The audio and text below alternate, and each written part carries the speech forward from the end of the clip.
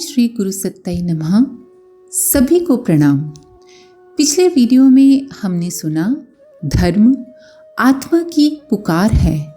हम सभी जानते हैं कि आत्मा की पुकार एक ही है और वो है ईश्वर। और ईश्वर का अर्थ होता है श्रेष्ठ गुणों का समुच्चय।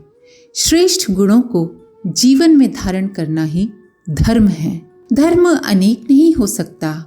धर्म मनुष्य मात्र के लिए एक ही है।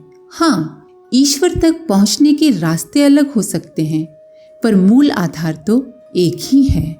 जब धर्म आचरण में उतरता है उसी को धर्मनिष्ठा कहते हैं। समय परिस्थिति के साथ धर्म दर्शन में सुधार करना आवश्यक हो जाता है। जैसे कि जब देश दुश्मनों से घिरा हो उस वक्त भजन कीर्तन छोड़कर देश के लिए लड़ना ही धर्म है। उस वक्त वही ईश्वर भक्ति है। तीर्थ यात्रा को छोड़कर रोगी की सेवा करना ही धर्म है। समाज में फैली कुरीतियों से, अनाचार से लड़ना धर्म है। आइए इसी क्रम को आगे बढ़ाते हैं। हमें संप्रदाय और धर्म का अंतर समझना चाहिए। साथ ही यह भी अनुभव करना चाहिए कि इन सभी संप्रदायों का उद्गम एक ही है। वे एक ही समुद्र की अनेकानेक आकार विस्तार वाली लहरें हैं। धर्म समुद्र है और संप्रदाय उसकी लहर है। धर्म सूर्य है तो संप्रदाय उसकी किरणें हैं। इस तथ्य को न समझने वाले अपनी अपनी श्रेष्ठता का दर्प दिखाते हुए झगड़ते रहते हैं। एक सरोवर में कमल खिला। उसने अपनी गरिमा को देखा और गर्व सहित बोला, अरे दिशाओं, मेरा नमन करो। संसार में श्रेष्ठता संपन्न के अभिवादन का जो क्रम चला आ रहा है, क्या तुम उसे नहीं जानती? कमल की गर्वोक्ति सूरज ने भी सुनी। वो भी आसमान से अकड़कर चिल्लाया, अरे दिशाओं, इसके बहकावे में मत आना। वर्चस्व का स्रोत तो मैं ही हूँ। मेरे कारण ही तो ये कमल खिलता है। दिशाएं हंस पड़ी, फिर दोनों पर व्यंग करते हुए बोली, अरे घमंडियों, वर्चस्व तुम्हारे पास नहीं है। वो जहाँ है वहाँ चुपचाप अवस्थित है। उसे इस तरह अपनी गरिमा बखाननी नहीं पड़ती। सच्चे धर्म को अपना ढिंढोरा नहीं पीटना पड़ता। उसकी गरिमा को लोग स्वतः स्वीकारते हैं। धर्म संप्रदाय को अलग अलग समझने वाले परस्पर टकराते हैं, शक्ति नष्ट करते हैं एवं अपयश को प्राप्त होते हैं। अपने संप्रदाय को श्रेष्ठ मानने वालों का भी यही हाल होता है। एक छोटी नदी थी। पार जाने के लिए एक लट्ठा ऊपर रखा था। उस पर एक के निकलने जितनी जगह थी। एक दिन दो बकरे दोनों ओर से एक ही समय चल पड़े और बीच में आकर अड़ गए। न किसी ने पहले सोचा और न परिस्थिति की विषमता देखकर पीछे हटने का विवेक अपनाया। अड़े सो अड़े, अब हेठी कौन कराए, घमंड कौन छोड़े, पीछे हटने और जान बचाने की बात कौन सोचे। लड़ने मरने और दूसरे को नीचा दिखाने के उन्माद में परस्पर टकराने लगे और नदी के प्रवाह में पड़कर मौत के मुंह में चले गए। संप्रदायवादी लोगों का यही हाल होता है। धर्म का मूल है अंतः श्रद्धा। जो आत्म तत्व के लिए स्थिर नहीं रह सकता वो उसे पा भी नहीं सकता। शुकदेव ने अपने पिता और गुरु व्यास जी से धर्म तत्व किसी को मिलने का और किसी को न मिलने का रहस्य पूछा। व्यास ने उन्हें जनक के पास जाने को कहा, क्योंकि राजा जनक उन दिनों सबसे बड़े ब्रह्मवेत्ता थे। शुकदेव पहुंचे। राजा को खबर दी गई। उत्तर मिला 7 दिन ठहरना होगा, तभी भेंट संभव हो सकती है। शुकदेव बिना आतिथ्य आश्रय पाए जहां तहां भटकते समय गुजारते रहे, लेकिन ना उन्हें खीज आई न रोष असंतोष उभरा। समय लगता है, तिरस्कार होता है, कष्ट होता है, तो फिर भी प्रयोजन पूरा करने की श्रद्धा बनी रहनी चाहिए। शुकदेव उन 7 दिनों यही सोचते रहे। नियत समय पर बुलावा आया, समुचित आतिथ्य हुआ और सम्मान समेत जिज्ञासा का समाधान हुआ। चलते समय राजा जनक बोले, श्रद्धा की शिथिलता एवं प्रखरता ही धर्म तत्व के उपलब्ध होने या न होने का प्रधान कारण है। आप जैसे श्रद्धालु ही खरे उतरते और अमृत तत्व को प्राप्त करते हैं। ऋषि मौद्गल्य जी ने कहा, हे महाप्राज्ञ, आपकी कृपा से हमने समझा कि महामानव बनने में धर्म का आधार बनता है।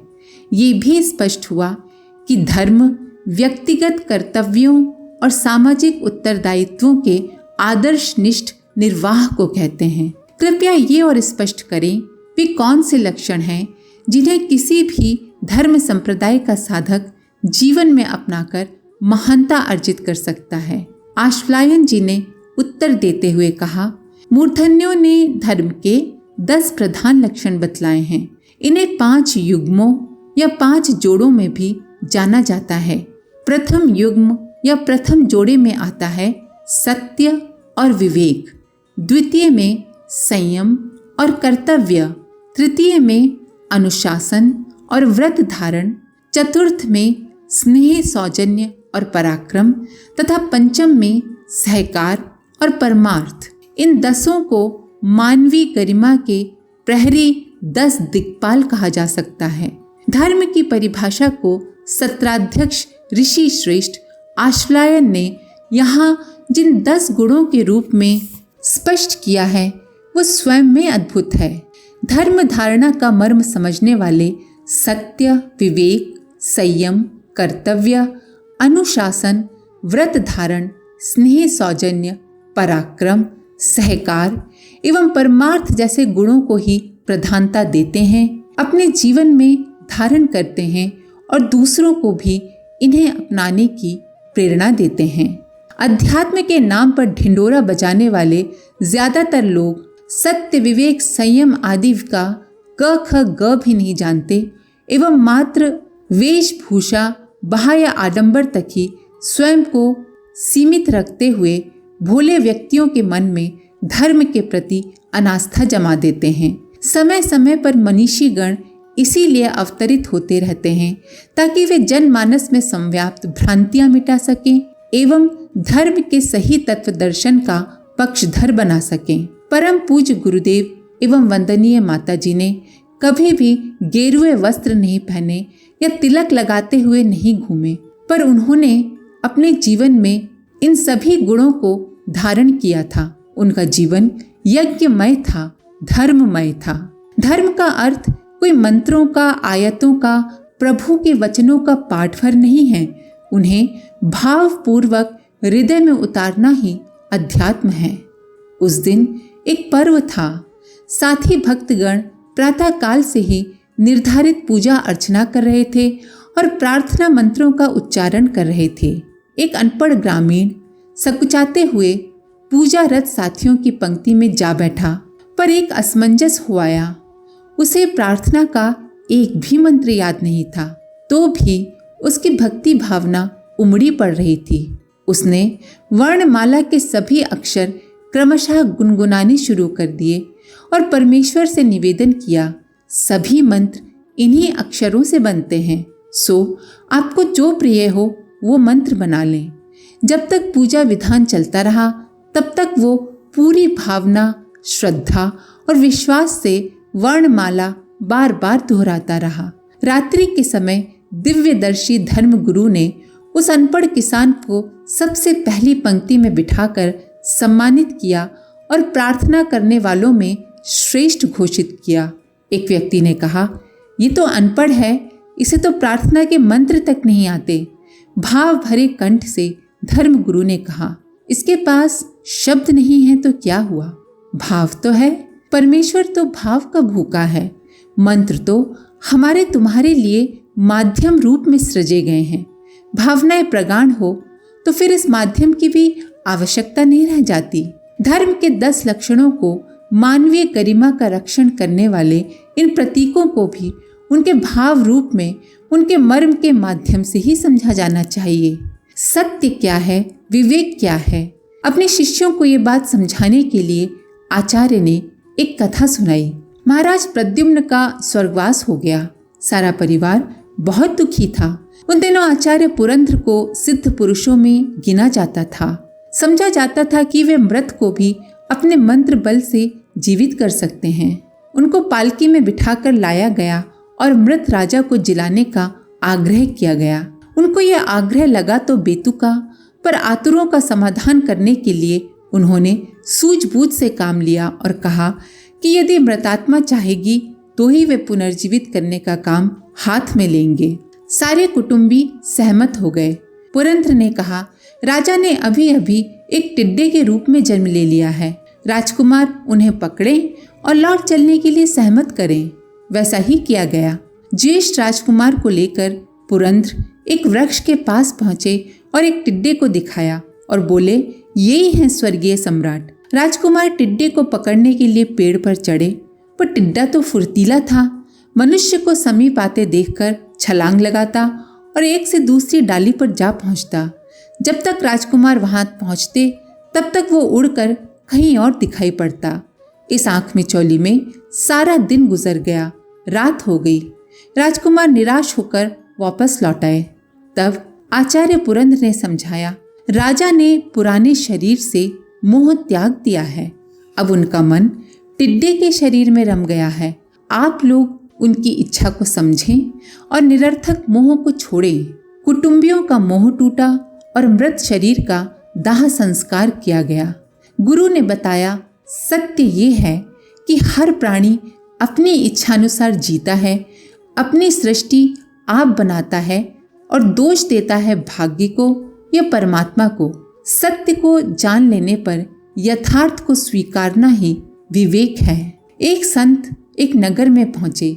वे दुष्ट दुराचारियों के मोहल्ले में ठहरे और वहीं रहना शुरू कर दिया। नगर के प्रतिष्ठित लोग उनके दर्शनों को पहुंचे तो आश्चर्य से बोलने लगे, भला इतने बड़े शहर में आपको सज्जनों के साथ रहने की जगह नहीं मिली या आपने उनके बीच रहना ही पसंद नहीं किया? तब हंसते हुए संत ने पूछा, वैद्य मरीजों को देखने जाता है या अच्छे भले लोगों को? ईश्वर की संतान हूँ, पीड़ितों और पतितों की सेवा के लिए आया हूँ। मेरा स्थान उन्हीं के बीच है। गिरे हुओं को ऊपर उठाना ही सच्ची सेवा और कर्तव्य परायणता है। एक बहुत संपन्न व्यक्ति कुछ दिनों के लिए आर्थिक तंगी का जीवन जी रहा था। उन्हीं दिनों अकाल की भी स्थिति थी। एक दिन एक समाज सेवी व्यक्ति उनके पास पहुंचा और बोला, अभी भी बहुत लोगों तक खाद्य सामग्री पहुंच नहीं पाई है और कोष में एक भी पैसा नहीं बचा। उस संपन्न व्यक्ति ने, जो उस वक्त आर्थिक तंगी का जीवन जी रहा था, बोला, कोष खाली हो गया है ऐसा मत कहो। अभी मेरे पास बहुत सारा सामान पड़ा है, इसे बेचकर काम चलाओ। कल की कल देखेंगे। आज का काम भी नहीं रुका और कल आने तक उस व्यक्ति की ये दुख कातरता दूसरे संपन्नों को खींच लाई और सहायता कार्य तेजी से चल पड़ा। भले ही कष्ट कठिनाइयों को सहन करना पड़े, पर नियत मर्यादा का पालन करना, अनुशासन और सौंपे हुए उत्तरदायित्व को पूरा करना ही व्रत धारण है। सहकार और परमार्थ का सच्चा स्वरूप इस घटना से समझा जा सकता है। कुछ समय पहले तक हरि कृष्ण बाबू का व्यापार ठीक चल रहा था, पर समय के फेर ने सब उल्टा कर दिया। वे एक एक पैसे के लिए मोहताज हो गए।